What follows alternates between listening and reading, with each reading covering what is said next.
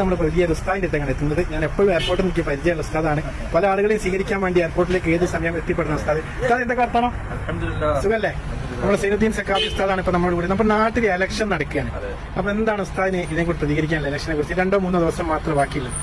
ഇലക്ഷനെ കുറിച്ച് പ്രതികരിക്കുക എന്ന് പറഞ്ഞാൽ ശരിയായ ഒരു ജനാധിപത്യ മതേതരത്വ ഒരു സ്വഭാവമുള്ള ഗവൺമെന്റ് വരണം. അതിലേക്കുള്ള പ്രവർത്തനങ്ങൾ എല്ലാവരും അതോട് സഹകരിക്കുന്നവരൊക്കെ കൈകോർത്തുകൊണ്ട് മുമ്പോട്ട് പോകണം എന്നാണ് നമ്മൾ ഉദ്ദേശിക്കേണ്ടത്. ആഗ്രഹം കപട മതേതരത്വമല്ല, അതുപോലെ കപട ജനാധിപത്യവുമല്ല. ഉസ്താദ് ഇവിടെ ബഹ്റൈനായിട്ട് 10 വർഷമായി. ഇപ്പൊ ഇവിടെ 30 വർഷം ഈ 30 വർഷം മുമ്പുള്ള ഒരു ഇന്ത്യയും ഇപ്പൊ ഉള്ള ഒരു ഇന്ത്യയിൽ എന്താണ് നിങ്ങളുടെ അഭിപ്രായം? 30 വർഷം മുമ്പുള്ള ഇന്ത്യ ഒരു സ്വതന്ത്ര ഇന്ത്യ ആയിരുന്നു. ഇപ്പോൾ തികച്ചും ഒരു സ്വാതന്ത്ര്യത്തിന് ആഗ്രഹിക്കുന്ന ഇന്ത്യ ആയിരുന്നു. വ്യത്യാസമാണ്.